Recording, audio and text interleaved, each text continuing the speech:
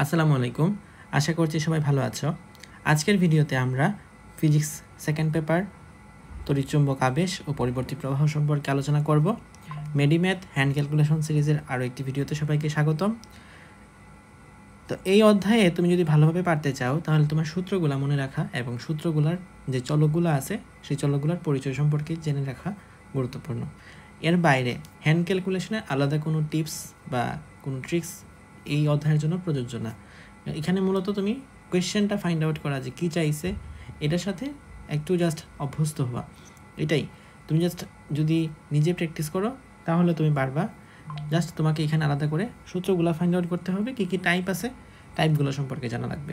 তো ফার্স্ট টাইপে আমরা যে তড়িৎচুম্বক আবেশের কথা বলি, এই আবিষ্ট তড়িৎচালক শক্তি ইজ ইকুয়ালস টু মাইনাস, এই মাইনাসটা বলছে বিজ্ঞানী লেঞ্জের সূত্রের কারণে এটা মাইনাস হয়েছে। তুমি যখন ম্যাথ করতে যাবা তখন এই মাইনাসটা নিয়ে আসবা না, অর্থাৎ তুমি যখন এর ভ্যালুটা লিখবা উত্তরের মধ্যে তখন এটার আনসারটা প্লাসে লিখবা, মাইনাসে কোনো উত্তর দিবা না, ঠিক আছে? এটা হচ্ছে সূত্রের মাইনাস, দিক বোঝানোর জন্য।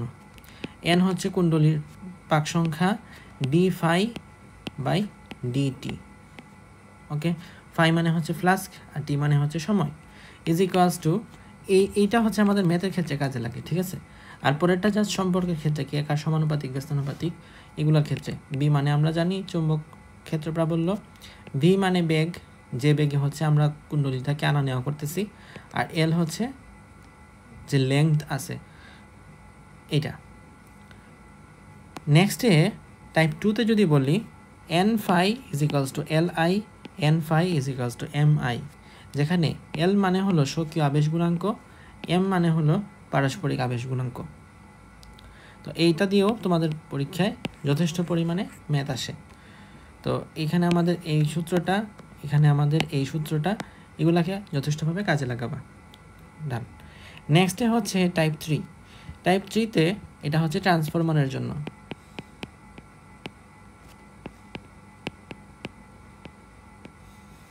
আচ্ছা, ট্রান্সফরমারের ক্ষেত্রে আমরা যদি তুমি ট্রান্সফরমার স্ট্রাকচারটা জানো, দুইটা কুণ্ডলী থাকে, একটা ধরো প্রাইমারি কুণ্ডলী আর একটা হচ্ছে ধরো সেকেন্ডারি কুণ্ডলী। তো প্রাইমারি কুণ্ডলী এটা ধরে নিলাম প্রাইমারি আর এটা হলো সেকেন্ডারি। তার ক্ষেত্রে যে আমাদের প্রাইমারিটা আছে এখানে আমরা প্রাইমারি কুণ্ডলীর পাক সংখ্যাকে বলতেছি এনপি, প্রাইমারির ভোল্টেজটাকে বলতেছি ভিপি, প্রাইমারির কারেন্টটাকে বলতেছি আইপি, প্রাইমারির রুটটাকে বলতেছি আরপি, আর সেকেন্ডারি ক্ষেত্রে কুণ্ডলীর সংখ্যাকে বলতেছি এনএস, ভিএস, আইএস আর আরএস। তো এই সম্পর্কটা তোমাকে খুব ভালোভাবে জানা লাগবে। এই অংশটুকু যদি ভুলে যাও তো খুব একটা অসুবিধা নাই, বাট মাঝখানের এই অংশটুকু দিয়ে তোমাকে পরীক্ষায় ম্যাথ সলভ করতে হবে। তো চলো আমরা এখানে কিছু ম্যাথ প্রবলেম আছে, আগের যে টাইপ 1 টাইপ 2 সেগুলোর কোয়েশনও আছে, আমরা প্র্যাকটিস করব, টাইপগুলো সব একসাথে থাকে দেখিনি। তো এখানে আমাদের ট্রান্সফরমারের মুখ্য গৌণ কুণ্ডলীর অনুপাত, মুখ্য গৌণ কুণ্ডলীর অনুপাত দেওয়া আছে 1:2। আচ্ছা, 1/2। তো এখানে যেহেতু কিছু বলে নাই তাহলে মানে আমরা বুঝে নিব যে কুণ্ডলীর পাক সংখ্যার অনুপাত এনপি বাই এনএস 1:2। জিজ্ঞেস করছে তড়িৎ প্রবাহের অনুপাত কত, অর্থাৎ আইপি এবং আইএস এর অনুপাত কত, তাই তো? আমরা একটু আগেই সূত্রের মধ্যে দেখছি আইপি এবং এনপি পরস্পরের ব্যস্তানুপাতিক, অর্থাৎ আইপি যদি নিচে হয় এনপি হবে উপরে, আইএস যদি উপরে হয় এনএস হবে নিচে। দ্যাট মিনস ব্যস্তানুপাতিকভাবে IP by IS is equals to NS by NP. তো এনপি বাই এনএস যদি 1:2 হয় তো এনএস বাই এনপি কী হবে? 2:1। শেষ, এটাই আমাদের আনসার। নেক্সট কোয়েশ্চেন, ট্রান্সফরমারের মুখ্য কুণ্ডলীর পাক সংখ্যা 50, ভোল্টেজ হলো 200 ভোল্ট, গৌণ কুণ্ডলীর পাক সংখ্যা 100, ভোল্টেজ কত? মুখ্য কুণ্ডলীর পাক সংখ্যা হচ্ছে এনপি, দ্যাট ইজ 50। গৌণ কুণ্ডলীর পাক সংখ্যা হচ্ছে মুখ্য কুণ্ডলীর ভোল্টেজ হচ্ছে ভিপি, এটা 200। গৌণ কুণ্ডলীর পাক সংখ্যা এনএস, এটা 100। ভোল্টেজ জিজ্ঞেস করছে গৌণ কুণ্ডলীর জন্য, তাই তো? তার মানে ভিএস জিজ্ঞেস করছে। আমরা যদি ইকুয়েশনটা দিই, আমরা জানি পরস্পরের সাথে এগুলো সমানুপাতিক, অর্থাৎ NP by NS is equals to VP by VS. আমি এনপির জায়গায় বসাই 50, দেন NS এর জায়গায় বসাবো 100, VP এর জায়গায় বসাইলাম 200, আর VSটা ফাঁকা থাকলো। তারপরে উপরের নিচে শূন্য কাটা, 5 দিয়ে 10 ভাগ করলে 2 হয়, তাই তো? তাহলে VS ইকুয়ালস টু 400, বুঝো তো? VS into 1 is equals two 200 into 2, that means VS equals to 400 volt. শেষ। নেক্সট, একটা ট্রান্সফরমারের মুখ্য কুণ্ডলীতে পাক সংখ্যা 1000। তো মুখ্য কুণ্ডলীতে পাক সংখ্যা মানে NP ইজ ইকুয়ালস টু 1000, তড়িৎ প্রবাহ IP is equals to 1 ampere, গৌণ কুণ্ডলীর পাক সংখ্যা NS ইজ ইকুয়ালস টু 100, প্রবাহ মাত্রা IS ইজ ইকুয়ালস টু কত? আমি যদি বলি IS বাই IP, আমরা জানি এগুলা ব্যস্তানুপাতিক কার সাথে? কুণ্ডলীর পাক সংখ্যার সাথে, NP বাই NS।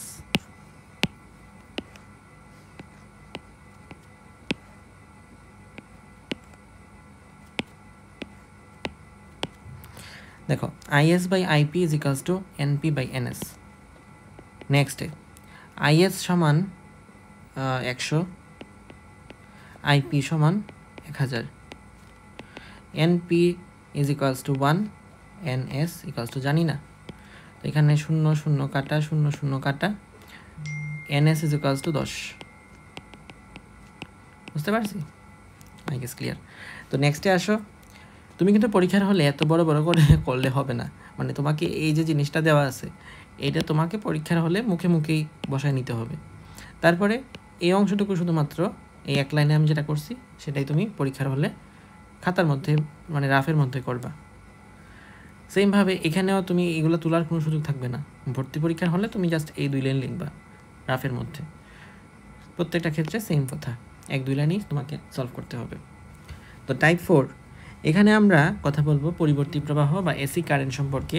এসি কারেন্টের ক্ষেত্রে যদি এটা পূর্ণ চক্র বলে, যে ফুল সাইকেল, সেই ক্ষেত্রে আমরা জানি যে এটা হচ্ছে এসি সাইকেল যদি হয় এরকমভাবে উঠতে থাকে নিচে নামতে থাকে, অর্থাৎ এর একটা বিস্তার আছে, এক কথায় তরঙ্গের মতো, সাইনোডাল ওয়েভের মতো। তো তার ক্ষেত্রে অবশ্যই y is equals to y not sine omega t, মনে আছে সেই সূত্রের কথা? অথবা এটা যদি মনে না থাকে, মানে x ইজ ইকুয়ালস টু, আমরা যেটা পর্যাবৃত্ত অধ্যায় পড়ি, x equals to a sine omega t, এটা তো মনে আছে নাকি?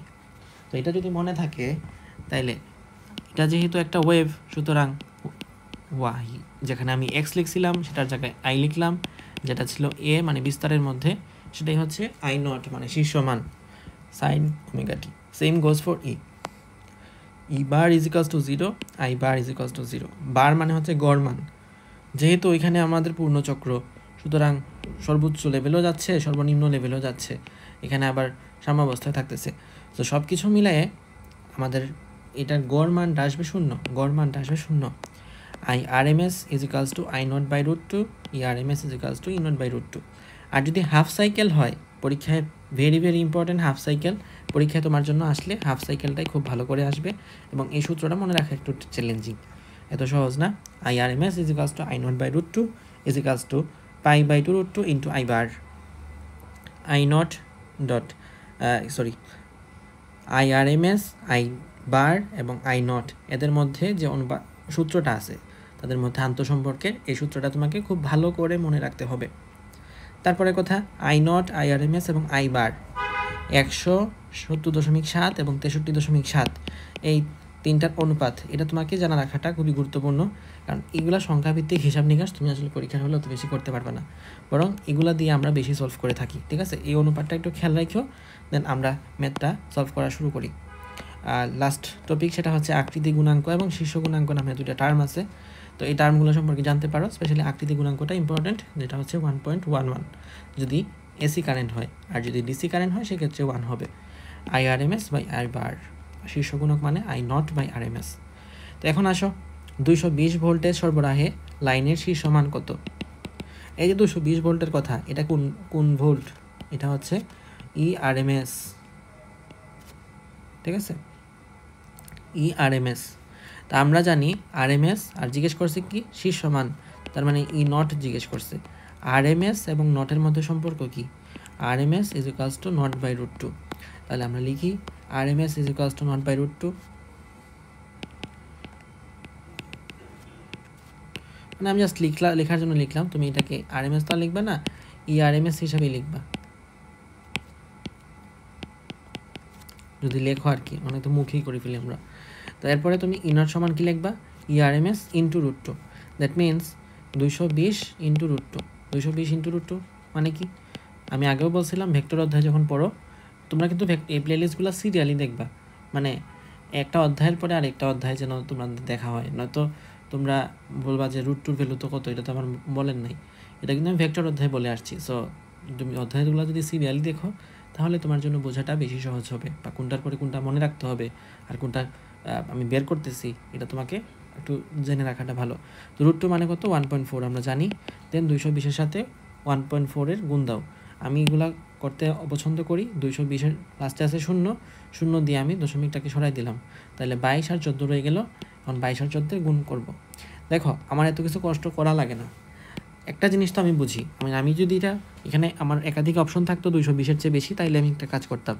আমি জানি রুট টুর ভ্যালুটা 1 পয়েন্ট সামথিং, তো এটা যদি আমি এটার সাথে 220 দিয়ে গুণ দেই, এটা কি 220 থেকে বেশি হবে না কম হবে? বেশি হবে রে ভাই। ডি তো হবে না, সিও হবে না, বিও হবে না, আনসার বাকি থাকলো এ, এটাই রাইট আনসার। আর যদি তুমি করতা তাইলে কেমনে করতা সেটা আমি বলে দিলাম, যে 22 ইন্টু 14 দিয়ে তারপর হচ্ছে হিসাব নিকাশ করতা। ডান। নেক্সটে হচ্ছে 28 নম্বর প্রশ্ন। একটা দিক পরিবর্তী তড়িৎপ্রবাহের সমীকরণ আই দেওয়া আছে, এরপরে যেটা দেওয়া আছে এটা কি আই নট না, আমরা সমীকরণটা দেখে আসছিলাম। তো আই নট সাইন ওমেগা টি, তার মানে ওমেগা হলো আমাদের 314। জিজ্ঞেস করছে তড়িৎপ্রবাহের কম্পাঙ্ক কত, আমরা জানি omega is equals two 2 pi F, F মানে হলো কম্পাঙ্ক, তার মানে ওমেগা যদি হয় 314 equals to 2 pi into F. আমরা জানি আবার পায়ের ভ্যালু, আচ্ছা পায়ের ভ্যালুটা পরে দেখতেছি, তা আমরা এফের ভ্যালুটা নির্ণয় করি। এফ হচ্ছে 314/2 ইন্টু 3.14। আমি এখান থেকে হিসাব করলেই দেখতে পারি 3.14 দিয়ে 314 খাইলে হয় 100, 100কে 2 দিয়ে খাইলে হয় 50, তাহলে 50 হার্জ। নেক্সট, দিক পরিবর্তী প্রবাহের অর্ধচক্রের জন্য, দেখো অর্ধচক্র বলে দিচ্ছি, যদি পূর্ণচক্র হইতো তাহলে কিন্তু প্রথম দিকের সূত্রগুলো হইতো, আর অর্ধচক্র যেহেতু বলছে সুতরাং আমার যে কালার করা সূত্রটা ছিল সেই কালার করা সূত্রটাই হবে, যেটাতে স্টার্ট দেওয়া। অর্ধচক্রের প্রবাহের জন্য গড় মান জিজ্ঞেস করছে 1.6, গড় মান কত, আই বার, আই বার মানে হচ্ছে গড় মান জিজ্ঞেস করছে 1.6, বলছে শীর্ষ মান কত। তো দেখো এই যে আমাদের সম্পর্কটা ছিল, এখানে আমাদের আই নট এবং আই বার, আই নট মানে তো শীর্ষ মান, তাহলে I not by root two is equals to pi by two root two into I bar, I not by root two is equals to pi by two root two into I bar. তো তুমি এই equation থেকে আমরা জানি এখানে I নটের value কত আসলো, না আই নটের না, আই বারের ভ্যালুটা আসলো 1.6, তাই তো গেল। নেক্সট কথা, শীর্ষ মান জিজ্ঞেস করছে, আমি এখান থেকে রুট টুকে কাটা দিলাম, এই সাইড থেকে ওই সাইড থেকে গেল। তারপরে পায়ের জায়গায় আমরা বসাইতে পারি 3.14, ওকে। দেন 3.14, এখানে এখন তাহলে আমি অপশনগুলো আগে দেখি। আমরা জানি 3.14কে 2 দিয়ে খাইলে 1.5 সামথিং কিছু একটা আসবে, বলা যায় যে 1.57 আসবে, যেহেতু 14 আছে, 7 দুগুণে 14 হয়, তাহলে 1.57। আচ্ছা, এটার সাথে যদি 1.6 গুণ দেই, কোনো দিন কি এটা আসা সম্ভব?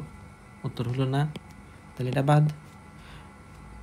2.5 কি আসা সম্ভব? আচ্ছা হ্যাঁ, আসতে পারে, কারণ এটা 1.6-এর চেয়ে বড় আছে সংখ্যাটা। 1.3 কি আসা সম্ভব? কোনো দিনই না। 1/√2, 1/√2 তো আসা সম্ভব কিনা কোনোভাবেই সম্ভব না, তো পয়েন্টের চেয়েও কম, 1-এর চেয়েও কম, সো এটা কোনোভাবেই সম্ভব না। আনসার ডিও ভুল, তাহলে আনসার কোনটা? বি। আমার কি ম্যাথ করা লাগছে? লাগে নাই কিন্তু। তো এই যে তোমার কোনটা বড় আছে কোনটা ছোটো আছে এগুলা হিসাব নিকাশ করেই তোমাকে ম্যাথটা সলভ করার ক্ষেত্রে অ্যাপ্রোচ করতে হবে, নয়তো তুমি যদি মানে একদম ইকুয়ারেট আনসার বের করতে চাও তখন অনেক টাইম কনজিউমিং লাগবে। বিষয়টা কিন্তু তুমি এমনিতে মাথার মধ্যে রেখেই করতে পারতা। একটা দিক পরিবর্তী প্রবাহ মাত্রার কম্পাঙ্ক 25 হার্জ, শীর্ষ মানে পৌঁছাতে কত সময় লাগে? আচ্ছা, কম্পাঙ্ক বলছে 25 হার্জ, ওকে। বলছে শীর্ষ মানে পৌঁছাতে কত সময় লাগবে।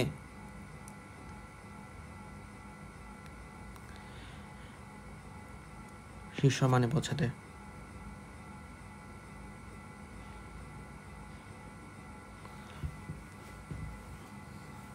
আচ্ছা এখানে এফ আছে তাইলে 25 হার্জ। জিজ্ঞেস করছে আমাকে টাইম, না টাইম তো জিজ্ঞেস করে নাই। শীর্ষ মানে পৌঁছানো মানে হলো পর্যায়কালের 1/4 ভাগ।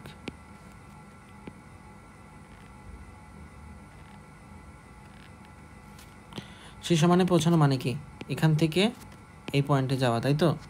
এটা হচ্ছে আমাদের T/4, এরপরেরটাও T/4, এরপরেরটাও T/4, এরপরেরটাও T/4, এভাবে 4টা মিলে তৈরি হয়েছে আমাদের T/4 পর্যন্ত, মানে T/4 T/4 T/4 T/4 মিলে টি তৈরি হয়েছে, তাই তো।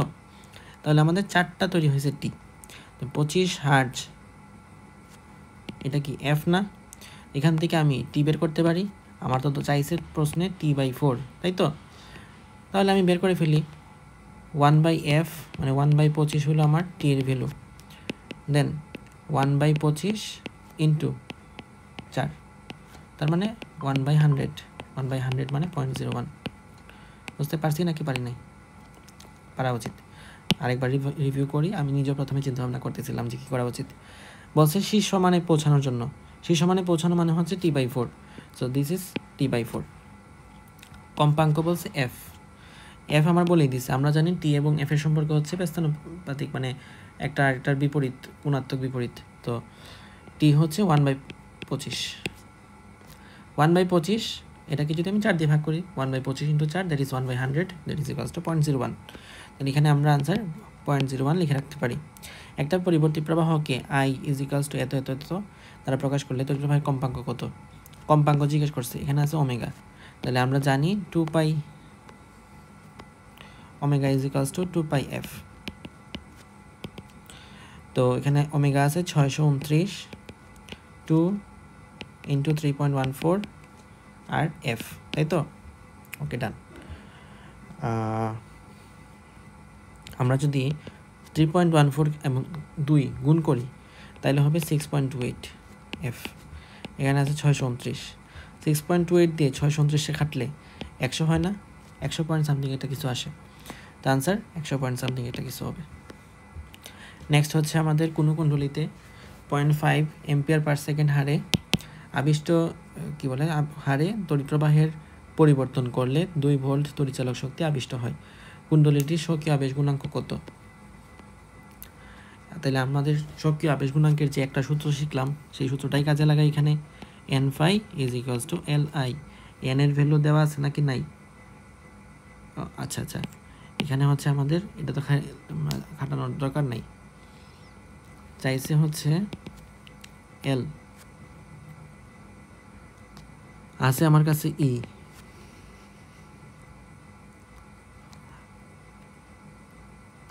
এম্পিয়ার পার সেকেন্ড, তার মানে আছে di/dt। ওকে, তাহলে আমরা যদি আমাদের ইকুয়েশন দেখি, এটার মধ্যে আরও একটা ইকুয়েশন ছিল, যে ইকুয়েশনটা আমি লিখি না এখানে, এটা হচ্ছে এল di/dt।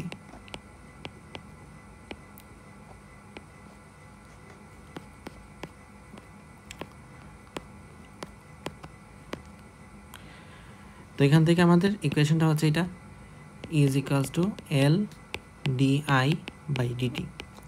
এল মানে হচ্ছে এখানে কত হওয়া উচিত, এল তাই তো চাইছে, ই এর ভ্যালু হলো 2, এল এর জায়গায় এল থাকলো, di/dt মানে হলো 0.5, তাহলে এল এর ভ্যালু হবে 4। নেক্সটে যাও, একটা ট্রান্সফরমারের মুখ্য এবং গৌণ কুণ্ডলীর পাক সংখ্যা হচ্ছে 1000 এবং 100, তাহলে NP/NS ইজ ইকুয়ালস টু 10, মানে 1000/100 মানে 10 না, এটাই। মুখ্য কুণ্ডলীতে 1 এম্পিয়ার, 1 এম্পিয়ার মানে আইপি, আর গৌণ কুণ্ডলীতে কত তড়িৎ প্রবাহ পাওয়া যাবে, আইএস। তো চলো, এনপি এবং এনএস এর মধ্যে সম্পর্ক কি, IS/IP না, এটাই তো। তো এখানে আমাদের বলেই দিচ্ছে NP/NS ইজ ইকুয়ালস টু 10, আমার এত চিন্তা ভাবনা করার দরকার নেই। এখানে আমাদের আইপির ভ্যালুটাও বলে দিছে, এটা হচ্ছে 1, তাহলে আমাদের আইএসের ভ্যালু কত হবে? 10 হবে। 10 কে 10, আনসার হবে বি। নেক্সটে যাও, একটা ট্রান্সফরমারের মুখ্য কুণ্ডলীর পাক সংখ্যা হলো 50। আচ্ছা, ওই ঘুরে ফিরে একই ম্যাথ বারবার। এনপি 50, ভোল্টেজ ভিপি 100, গৌণকুণ্ডলী পাক সংখ্যা ভিএস 200, ভিএস না এনএস। ওকে, তাহলে ভিএস কত জিজ্ঞেস করছে, পারবা না? 50/100 ইজ ইকালস টু 200/ড্যাশ, 50/200 NP/NS is equals to VP/VS, 100/ড্যাশ। কাটা 5 4 20 হয়, 4 100 400, তার মানে কোয়েশ্চেন ইজ ইকালস টু 400। এটাই আমাদের আনসার, 400 হবে। 5 হেনরি সক্রিয় আবেশ গুণাঙ্ক বিশিষ্ট।